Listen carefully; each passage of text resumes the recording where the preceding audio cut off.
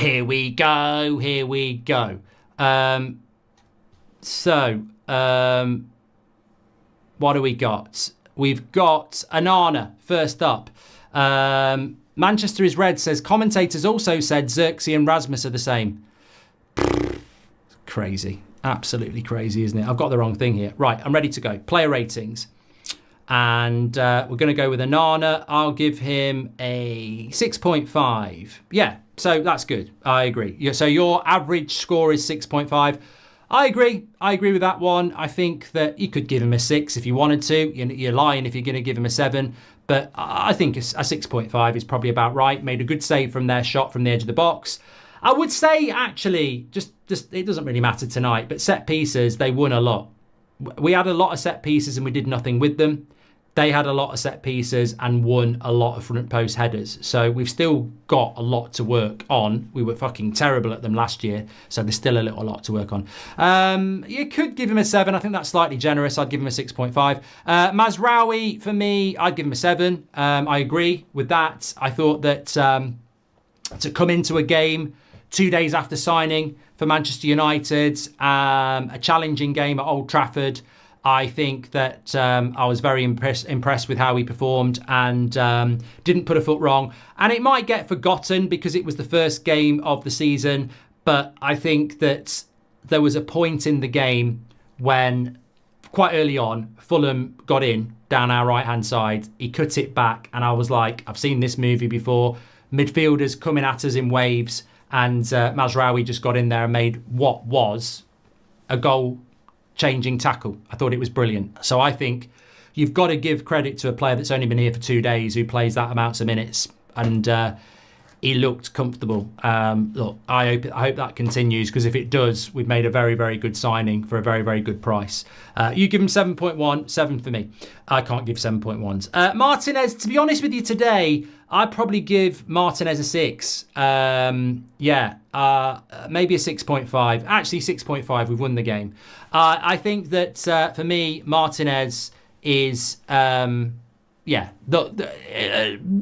not match fit, if I'm being honest. 6.5 is probably about right. I like the way he will always try and bring the ball out from the back. I like the way he will always give absolutely everything. But I think he will have better days in a Manchester United shirt. I don't think he was bad, but I don't think he was, one of the best players on the pitch. And I think at times there was a rustiness there that you won't see in 2 or 3 games. Like, there was a couple of times where he got run past and I thought, that's just match fitness, really. So I give him a 6.5. Maguire, I'm tempted to give him a 7. I'm going to give him a 6.5. I can't find fault with his performance, actually, and I don't think he deserved the yellow card. But the defensive line is the fly in the ointment for me, and I think that's why I can't give him a 7, because Mazraoui and Dalot were part of the press. They really got up, but the defensive line was too deep. And look, if Ten Hag was moaning about it, he was absolutely correct.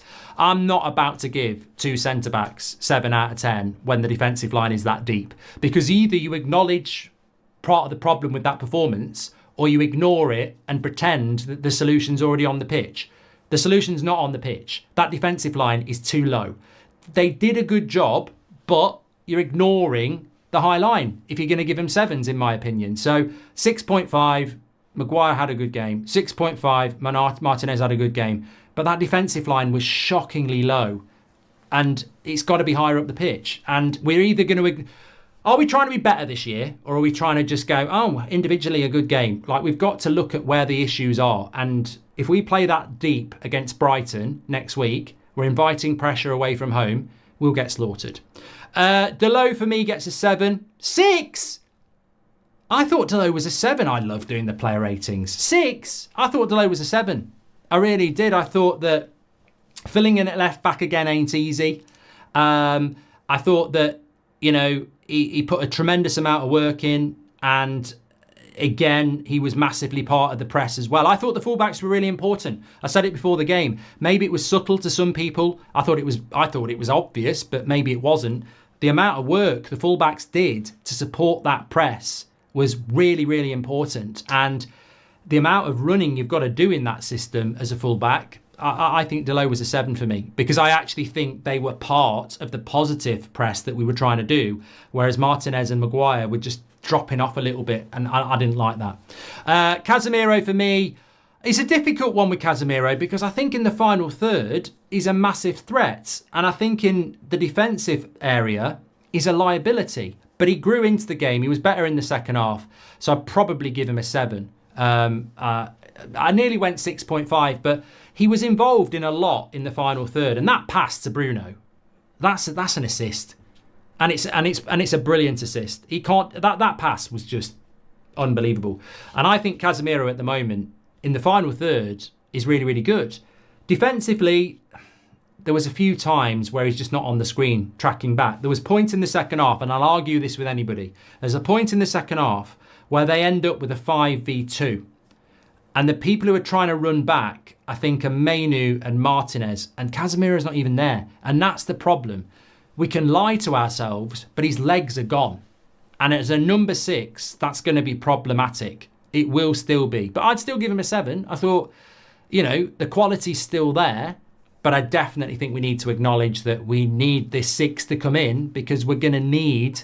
At home, it'll be all right. But there'll be certain games where, it's going to be tough. Mainu for me was a 7. I thought a comfortable 7 who just tired in the second half. He was my man of the match at half-time.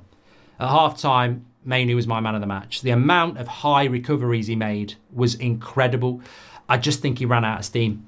He was gassed in the second half. But his close control, his work ethic, his intelligence in the press is just so important. And, I'd say Mainu today was probably playing on a 80% fitness. Like, once he gets up again, he's going to be so important for us this season. I was very happy with Mainu. He just ran out of steam. And in the first game of the season, if that was like the middle of December, you'd say, why is he running out of steam? But first game of the season, you can understand it. Rashford for me today. Look, you could be generous. You could be generous here. You could be an arse. I choose to go in between. I'll give him a 6. I wouldn't be surprised if some people gave him a 6.5. I wouldn't be surprised if some people gave him a 5. It was a very average performance at best. Look, I desperately want more, and Ten Hag desperately wants more, and I think most Man United fans want more. And at times it feels like Ten Hag is keeping him on the pitch, hoping that he'll score and the confidence will come. But it's a very average performance. It's if he wouldn't have looked out of place on the wing for Everton.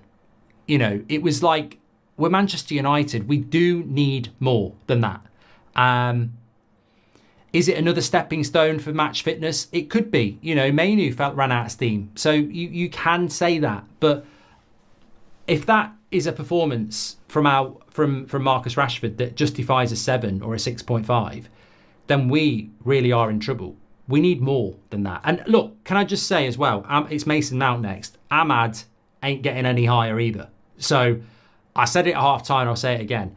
Rashford's performance is no worse than Ahmad's. This is not about agenda, toxicity or anything like that. We're judging them on the game. It was an average performance from Rashford and it was an average performance from Ahmad. Neither of them played particularly well. Of course, there's a rich tapestry behind them. And I'll say it right now. I want Ahmad on the right and I want Garnacho on the left, because they are the future. And I think they're better than Rashford. But on tonight's performance, there's no difference between Ahmad and Rashford. Obviously, Ten Hag's always going to sub Ahmad and not Rashford, but there wasn't anything between them, in my opinion, tonight. Mason Mount's difficult, Garnacho really frustrated me. Felt he went to ground too easy. Won us the game, Matt. Won us the game. If that's frustration, he can frustrate me every bloody match. He makes things happen. Dylan says Xerxes was the first signing we've made with proper scouting and a vision to work with the manager's plans. They'll be delighted, says Dylan. Great to win the first match. Performance needs to be better, says Ram. Maguire is 6. He was better than Delo and Martinez. This feels like an agenda. Rewatch the match. I didn't give Maguire a 6. Go to Specsavers and get some glasses. I didn't give him a 6. I said 6.5. I can't do 0.5s. So if I click 6, it's 6.5. if I say it, or I'll say it's a 6. If I click 7, I might be giving them a 7.5. I can't do 0.5s. So you're just not listening, mate. Don't worry, someone will take it out of context and clip it anyway, saddos. Right, Mason Mount is a difficult one. 6 for me. It has to be a 6 because he should have scored and he was in and out of the game. But you know what? His work rate, I sort of worry about Mount because I just don't know where he's going to fit in at Man United. It's way too early to have this conversation, but where does he get a place in this team? People will say there's no way back for Sancho. There is a way in for Mount. I just don't know where it is. I don't know where it is. He works really hard, but I don't know where it's going to go. I don't know where it's going to go. He pressed really well. Jay Arnold's right. He pressed really well, but I don't know. There has to be more. You know, much the same as Rashford's performance. There's got to be more than that. We can't just say he pressed well. Like, there's got to be more than that. Opening game of the season, hopefully he can build on it. Look, Ahmad, I've already spoken about it. It's got to be a 6. It's a shame. We've got to get the ball to him more. I think it was a difficult job for the wingers tonight because when you're playing Bruno and Mount, there's no striker to play for. The fullbacks didn't overlap. So it was difficult for the wingers tonight. It was. And, you know, Ahmad's worked so hard in pre-season to start a game. Is he going to lose his place now in a game where there wasn't a lot of joy? But I still think Ahmad's a really important player for us. But tonight it has to be a 6. Bruno's difficult. Really, really difficult. I think that, yeah, I mean, look, he's had 3 good chances. 2 of them he's got to score. He never stops running. You know, he's always involved in the game. We all love Bruno. And yeah, I'd go 6.5. We will be invincible, says Ken. Well, we are at the moment, and we're top of the league. Everyone needs shooting boots on. Casemiro and Mazraoui shouts for man of the match. Man of the match is going to be very interesting. Liam says, Lissandro was interviewed by Keane, Carragher and Neville and seems to have genuinely changed Carragher's mind on him, addressed the bullshit from Gallagher as well. Yeah, but he's just a shit pundit, mate. Like, it's just shit punditry. I mean, I couldn't give a shit if he's changed Carragher's mind. You know, if we're not going to call this out, then, you know, I get called out, you get called out. Oh, Carragher's changed his mind 2 years later. Maybe he shouldn't been an ignorant bad pundit and said he was too small because he'd never watched him. Maybe people shouldn't say De Ligt is a lightweight or De Ligt can't play a high line. And then when he does it well, go, oh, you know what? Listen, everybody, I've changed my mind. I think he's good now. Oh, God, they've said he's good. Maybe do your fucking homework. Like, nobody was saying Martinez was too small, apart from Carragher and a couple of other prats who didn't do anything. So I couldn't give a toss if he thinks he's won him round now. Maybe he should have watched him in this first season and owned his bloody mistake. It pisses me off. Crap punditry, who we then have to kiss their arse because they've changed their mind 2 years later. Do your bloody job. Oh, you've figured it out now, have you? It was crap punditry. Absolutely crap. Just the same as it's irritatingly crap that we listened to Gary Neville saying that De Ligt can't play a high line. He literally was born a high line centre-back. You know, Souness, he's too lightweight. He's a fucking tank. It's crap punditry. Right, I think I have to mark these even though they didn't play, otherwise it won't log man of the match. So I'm just going to put 6 in for those because they didn't play. Johnny Evans would be a 6 anyway, he did come on. Garnacho for me, 7.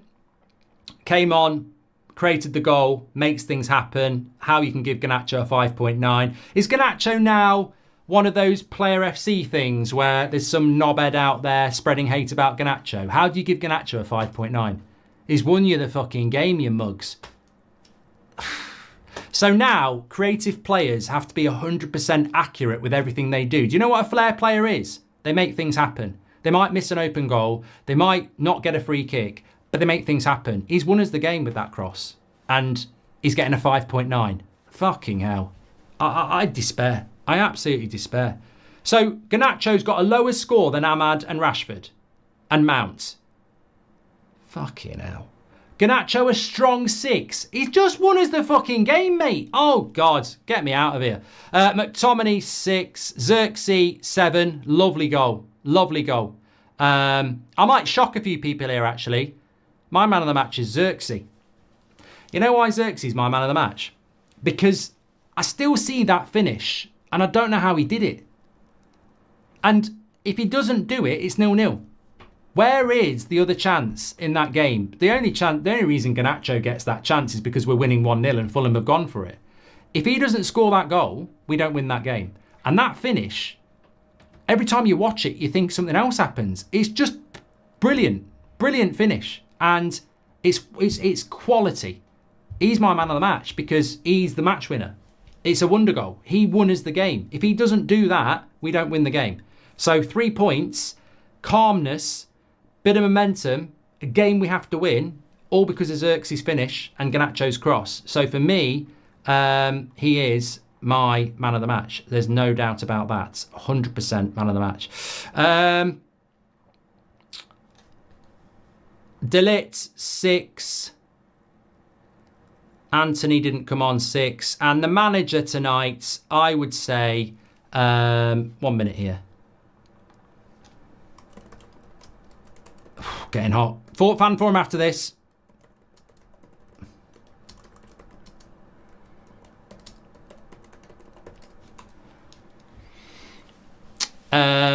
I don't think Xerxes will get man of the match. Ten Hag for me tonight is going to be a 6.5. Yeah, 6.5. 6.5 man of the match. Sorry, 6.5 manager. There was an element of luck, but he won the game. The Xerxes sub worked. We kept a clean sheet. We had the best chances. It wasn't pretty, but it certainly wasn't bad. So I'd give him a 6.5. And there's a lot of people giving him a 7, which I think is great as well. Okay, right. Let's find out who the man of the match has been. Don't worry. In future games, this will run a lot smoother. It's just one of those. And where's man of the match then?